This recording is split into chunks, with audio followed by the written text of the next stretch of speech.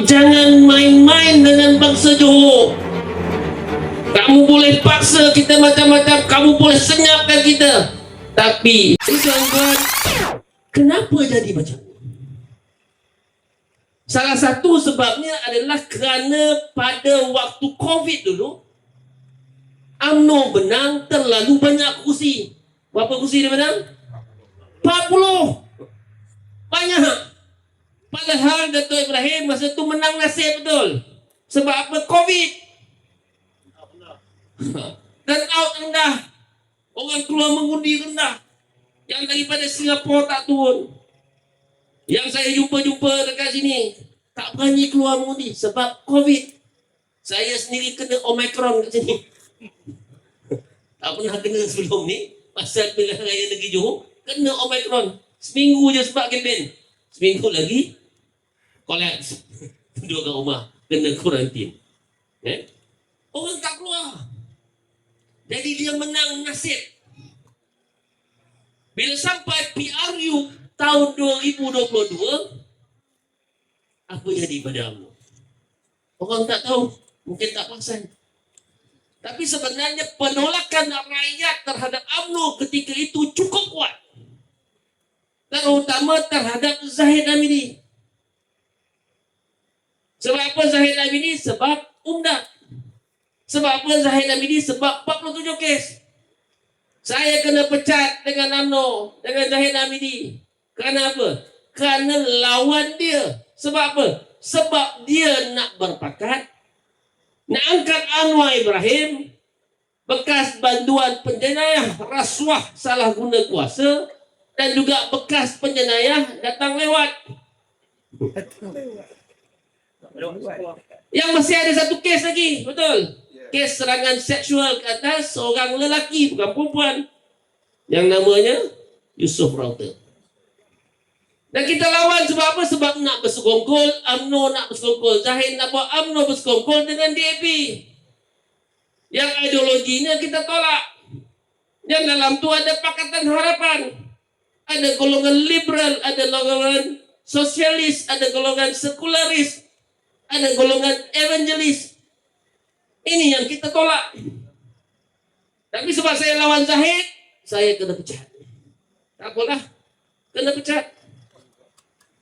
Tapi bukan saya saja yang jadi mangsa. Ramai ahli-ahli UMNO juga tak suka dengan tindakan Zahid ni. Rakyat pun tak suka. Jadi dalam pilihan raya 2022, kalau tengok result mengikut DUN, sebenarnya daripada 40 kursi yang UMNO menang, UMNO hilang 19 kursi. Hilang. Kebanyakannya kepada siapa? Termasuk Rengit kepada kita. Maksudnya hilang. Maksudnya orang tolak. Tapi sebab kita tak nampak ketika itu, kita nampak seolah-olah UMNO ni kuat dekat Johor. Kita tak nampak situ. Kita lupa sejarahnya 2018. UMNO ni hilang negeri ni. Menteri besarnya kalah di DUN, kalah di Parlimen. Dan sebab apa kalah? Sebab ketika itu rakyat menolak pasal apa? Pasal masalah dalam UMNO yang berkaitan dengan Datuk Seri. Yang kali ini kerana Datuk Seri. Dan bila UMNO itu terlalu banyak kursinya, 40 kursi. Tuan-tuan tengok apa yang berlaku hari ini. Nasib baik ada Puan Zakasi. Puan Zakasi bongkar kan, rupanya nampak macam cantik Johor ni, rupanya taklah begitu cantik. Apa yang Puan Zakasi beritahu dekat Rengit ni? Tangguh dulu undi Barisan Nasional. Pasal apa? Pasal masalah tak selesai. Johor kaya, Johor maju, tapi masalah air tak selesai. Johor kaya, maju, masalah apa? Ban pecah. Ban pecah, tak selesai sampai sekarang. Nak bawa MB turun pun, MB turun tapi tak pergi tempat tu. Nampak tak? Sampai buatnya kasih bagi tahu, bukan setakat itu. Sampai calon pun ditentukan. Sistem UMNO dah rosak.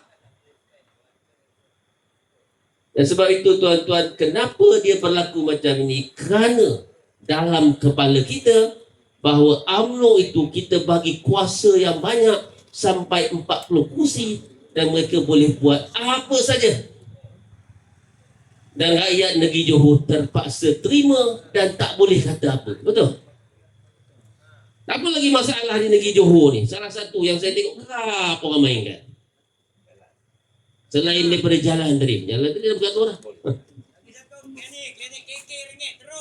Itu kesihatan saya sebut tadi. Nanti dia salahkan apa? Dia salahkan kerajaan pusat sebab dia kata klinik ni bawah Kementerian Kesihatan. Betul? Masalahnya kamu duduk dalam negeri Johor buat apa? Rakyat Johor yang susah, bangsa Johor yang susah. Kamu duduk dalam kabinet yang sama dengan Menteri Kementerian Kesihatan, betul? Buat apa? Masalah jalan. Duduk sama dengan Menteri dalam Kementerian Kerja Raya. Buat apa? Takkan sampai rakyat dah komplain barulah kamu nak kata sekarang ini salah kerajaan pusat. Tak boleh. Itu tak bertanggungjawab. Di negeri Johor satu lagi masalah adalah pembangunan yang tidak sekata. Johor Selatan saja yang terbangun. Sampai orang komplain sebelah Johor Utara ni tak ada pembangunan. Anak muda tak ada peluang pekerjaan. Ini calon kita. Pakar pertanian, pakar tekstil. Banyak peluang pekerjaan dalam negeri di utara ni, sebelah utara. Tak ada. Selatan semua, ya. Habis yang di utara ni nak jadi apa? Akhirnya, bila ada pilihan raya ini, barulah kita nampak yang kononnya Menteri Besar Johor. Kononnya UMNO yang menjadi kerajaan dalam negeri Johor ni, yang kononnya begitu hebat. Rupanya rakyat negeri Johor dalam tak bercakap.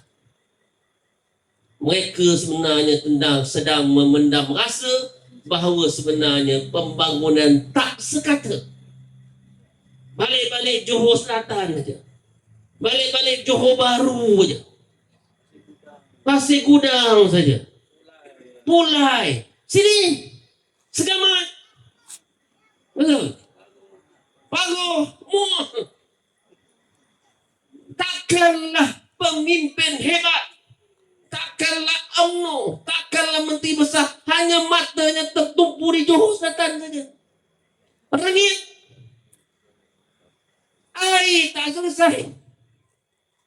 Ban pecah tak selesai. Tak lagi cerita benda-benda yang kecil yang lain yang menjadi kemarahan orang bangsa Johor tapi dipendamkan. Saya selalu sebut orang Johor ni senyap. Senyap bukan bermaksud dia setuju. Betul? Orang Johor senyap, dia perhati. Dalam senyap sekali dia bagi 2018, terbalik Johor, betul? Terbalik. Sebab apa? Sebab jangan main-main dengan bangsa Johor. Kamu boleh paksa kita macam-macam, kamu boleh senyapkan kita. Tapi bila sampai hari mengundi, inilah kami akan tunjukkan kuasa. Macam mana nak selesaikan masalah ni, tuan-tuan? Banyak cara. Sebab itu dalam Perikatan Nasional, bila kita masuk dalam pilihan raya negeri kali ini, kita bukan masuk 16 kursi. Salah cerita tu. Betul? Kita masuk berapa kursi? 33 kursi. Nak bentuk kerajaan? 29. Maksudnya kita masuk itu bukan semata-mata masuk, tapi kita ada hasrat. Cuma betul lah. Mungkinlah orang kata, UMNO kuat kat sini. Tak boleh kita dapat lebih daripada 29 kursi. Itu cerita tak kertas. Tapi dalam PRU 2022 terbukti UMNO yang dapat 40 kursi dulu, bila dikira undi DUN sebenarnya dapat bawah daripada 20. 2018 pernah kalah. Maksudnya kalau kita masuk 33 tu, ada kemungkinan masih boleh. Timbullah isu bahawa kita masuk 16. Macam mana nak bentuk kerajaan? Tuan-tuan, UMNO bertanding dalam PRU lepas 120 kursi. Mana parlimen? 120 kursi. Menang berapa je Daud? 26, 30 BN. UMNO masuk 120. Menang 26. Boleh bentuk kerajaan? Boleh. Tak boleh. Kalau tak kena Zahid menipu, tak jadi kerajaan. Masalah yang kita dapat hari ini daripada kerajaan pusat. Awal-awal dah naikkan diesel berapa RM1.20. Tuan-tuan, dah naik sekali harga minyak. Kalau turun dah harga lain. Tak turun kan? Itu teori ekonomi. Mudah je. Yang dia bagi turun berapa? 6 sen harga minyak. RM1.99 gitu. Harga RON 95. Itu individu betul. Untuk syarikat dapat harga tu tak? Tak dapat. Dia kena projek harga dia berdasarkan RM2.60. Bila harga tu naik RM3 lebih, perniagaan tidak boleh projek berdasarkan harga RM1.99, betul? Dia kena projek berdasarkan harga RM3 lebih. Siapa yang habis 200 liter bulan lepas? Habis. Tak cukup. Setiap hari tuan-tuan, masuk bulan ketiga tu, hari-hari rakyat maki kerajaan ni sebab apa? Tak cukup 200 liter, betul? Nak isi minyak? Haram betul. RM3 lebih. Isi sikit dah dekat RM100 lebih. Angin nak? Angin. Kalau tuan-tuan angin, tuan-tuan bayangkan rakyat angin. Jadi bila dah naik harga minyak, turunkan sekarang, tuan-tuan nampak harga barang turun tak? Tak turun. Maksudnya apa? Maksud strategi kerajaan hari ini salah. Dia tarik subsidi berbilion-bilion, kos sara hidup naik, harga barang naik, kos operasi perniagaan naik, kita menanggungnya. Dan hari ini bila harga minyak turun, individu kepada kita, tetap harga barang tak turun sebab strateginya dah salah. Kenapa berlaku macam ni? Sebab Zahid menipu sampai Anwar jadi Perdana Menteri ke-10. Sebab apa? Sebab UMNO nak jadi kerajaan. Tapi bila UMNO jadi kerajaan, bila kita tengok masalah dalam negeri Johor tadi, tak selesai juga. Di sini kerajaan UMNO, di pusat pun ada UMNO. Sebab itu bila kita bertanding, tuan-tuan, daripada 33 calon kita yang kita keutarakan, kita beri pilihan kepada bangsa Johor. Dalam bersatu, kita bagi 16 calon yang bagus-bagus. Betul? Betul, man? Kita bagi calon yang bagus-bagus. Yang terbaik. Itu dari kita. Dari rakan-rakan kita pun sama. Bagi calon yang terbaik. Sebab apa? Kita nak Perikatan Nasional jadi suara yang boleh membawa suara rakyat dan boleh jadi check and balance kepada kerajaan yang hari ini kita terlalu bagi besar sangat kuasanya, banyak sangat kursinya, sampai dia tak buat apa-apa yang boleh menyenangkan rakyat. Yang dia buat adalah salahkan kerajaan pusat salahkan dia balik. Itulah kerja dia. Ya? Jadi kita dah bagi calon yang baik, tuan-tuan. Dia rengit. Tuan-tuan ada seorang calon yang bagus. Calon-calon yang ada visi, nak bawa kemajuan kepada rengit. Kalau dia tak ada, suara yang ada, suara apa? Mungkin suara UMNO.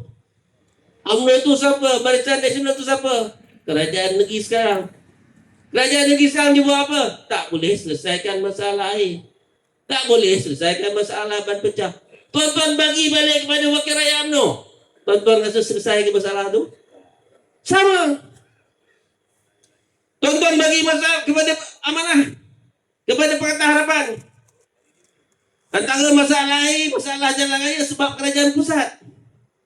Yang ada di kerajaan pusat sekarang ni bukan ke dia.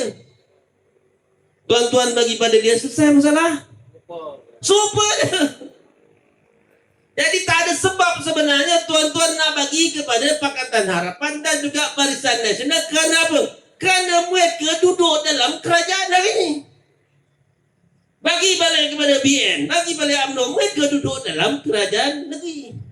Selesai masalah? Tak selesai. Bagi pada calon Pakatan Harapan, dia duduk dalam kabinet, dia duduk dalam kerajaan pusat, dia jaga jalan raya, dia jaga hospital. Selesai masalah? Tak selesai juga. Jadi apa pilihan yang tuan-tuan ada? Pilih Perikatan Nasional. Betul? Pilih mana? Perikatan Nasional.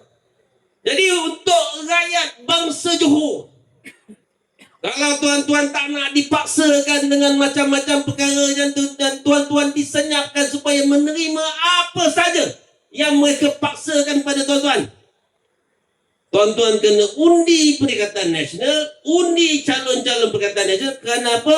Kerana hanya dengan menambah wakil rakyat Perikatan Nasional dalam Dewan Undangan Negeri, barulah tuan-tuan akan dapat perubahan daripada segi check and balance dan teguran-teguran keras terhadap kerajaan hari ini. Betul? Tuan-tuan tengok Selangor. Selangor ada apa? Berapa? 22 kursi. Sebelum ini mereka super majority. Lebih daripada 23. Tak boleh tegur. Tegur pun tak guna. Datuk Seri Azmin dulu dia bagi air percuma.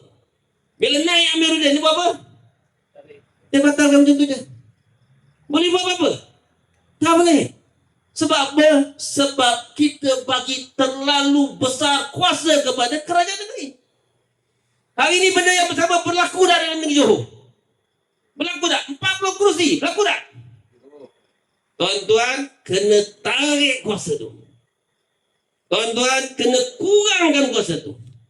Caranya macam mana? Adakah dengan bagi kepada PH? Jahanam lagi. Yang ada sekarang ni pun dah jahanam.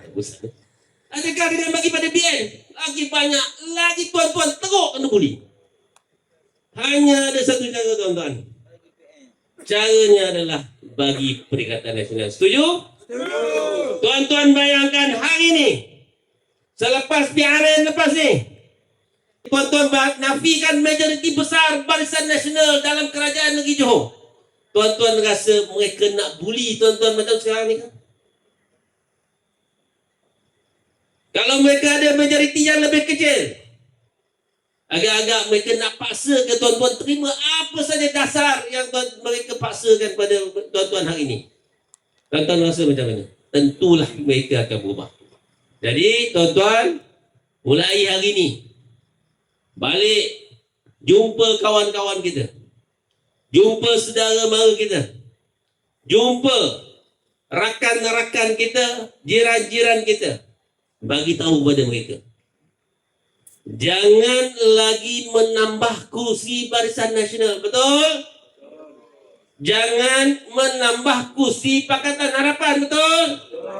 Yang tuan-tuan kena buat hari ini, bagi tahu kepada pengundi, tambah kursi Perikatan Nasional. Boleh? Boleh. Boleh buat tuan-tuan? Boleh. Kalau boleh, insya-Allah calon kita Saudara Syed Muhammad boleh kita angkat sebagai suara mewakili bangsa Johor dalam Dewan Undangan Negeri Johor, insya-Allah. Insya-Allah. Saya doakan kita terus kuat bekerja.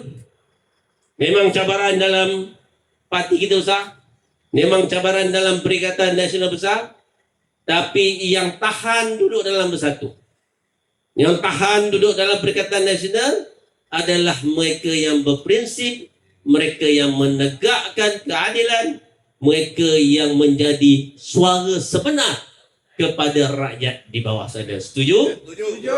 Kalau setuju, sama-sama kita kerja kuat selepas ni. Kita menangkan calon kita, Syed Muhammad. Kita menangkan calon-calon kita yang di tempat lain juga. Supaya matlamat kita apa? Matlamat kita kurangkan majoriti Barisan Nasional. Kita tingkatkan jumlah kursi Perikatan Nasional. Ambil model macam Selangor. Kalau boleh take over lah. Kalau boleh take over lah. Kalau dah menang 33, tak payah jadi pembangkang lah. Kita pastikan suara rakyat dibawa oleh wakil rakyat kita dalam Perikatan Nasional. Boleh? Boleh. Kalau boleh, alhamdulillah. Perikatan bersatu, bersatu. Alhamdulillah. Assalamualaikum warahmatullahi wabarakatuh.